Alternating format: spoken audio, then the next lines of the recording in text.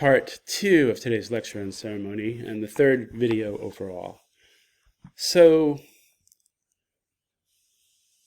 again, Auntie doesn't want old K'ush to come. The grandmother prevails, however. And it's important to think, too, here and recognize how matrilineal Laguna Pueblo society is. That's a term we saw in Gary Snyder when he was talking about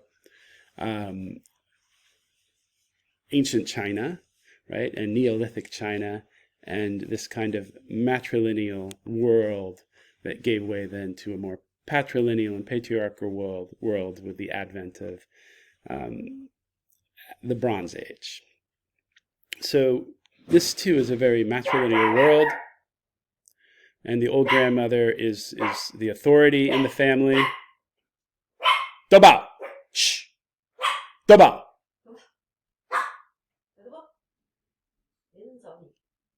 The grandmother is the authority in the family, and she insists that, yes, we will get K'ush in here.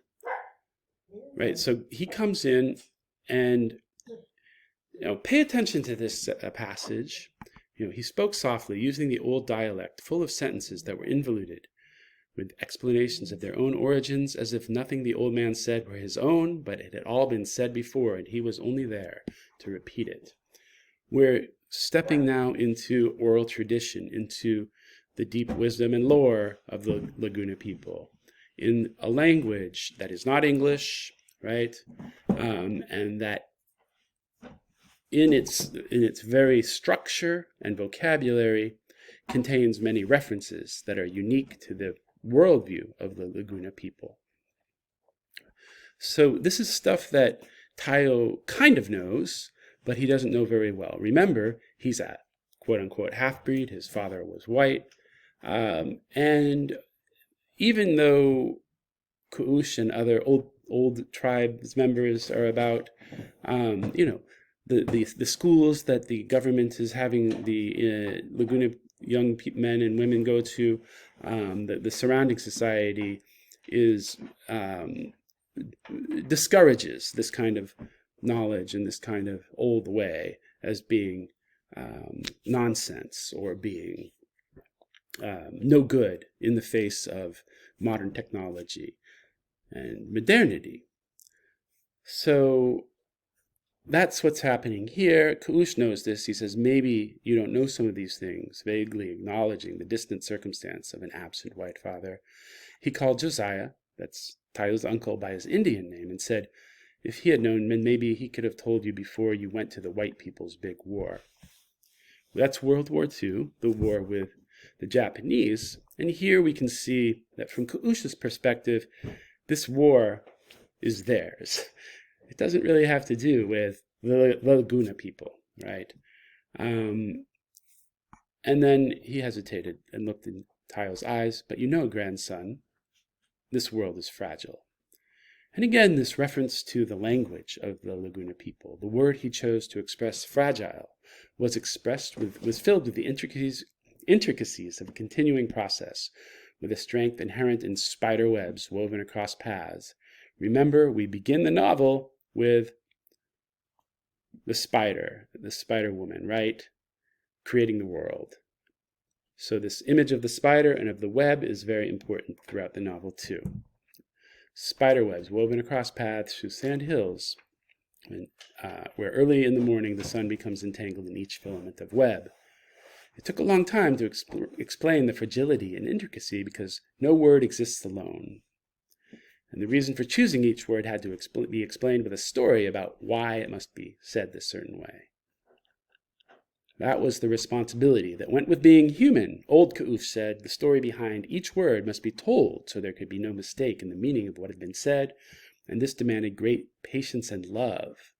More than an hour went by before K'ush asked him, you were with the others, the ones who went to the white people's war? So that's people like Harley, people like Emo, who we meet later, other young men. And Tayo nodded. There's something they have sent me to ask you, something maybe you need now that you are home. And what happens here is K'ush is trying to ask him a very specific question. You understand, don't you? It is important to all of us, not only for your sake, but for this fragile world. Here we get this idea that Tayo's health, his mental health, his being sane and sound, isn't just about him, but is related to the larger community and for this fragile world.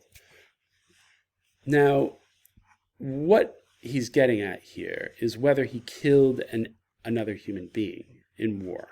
He says, I'm sick, but I never killed any enemy. I never even touched them. Remember, he refused to shoot the Japanese soldiers when he hallucinated seeing his Uncle Josiah shot, but he himself didn't kill anyone. Maybe you could help me, he says. Do something for me, the way you did for the others who came back. So K'ush has tried to help the other young men who might have killed someone with this ceremony to help them process the violence of that experience. Because what if I didn't know I killed one? The old man shook his head slowly and made a humming sound in his throat. In the old way of warfare, you couldn't kill another human being in battle without knowing it, without seeing the result. But the old man would not have believed white warfare, killing across great distances without knowing who or how many had died. It was all too alien to comprehend. The old man would not have believed anything so monstrous. K'ush would have looked at the dismembered corpses and the atomic heat flash outlines where human bodies had evaporated. And the old man would have said something close and terrible had killed these people. Not even old-time witches killed like that. So not even the most evil, destructive spirits and witches in the stories that the Laguna people have as part of their heritage killed in such a terrible way as the atomic bomb or as, modern warfare, right? So that's where we're at. And the next section gives us a little bit of a story, too, about this scalp society for warriors who killed or touched dead enemies, right? What they needed to do so they wouldn't be haunted. And so we get this idea of a ceremony, okay? So K'ush is here to help Tayo by giving him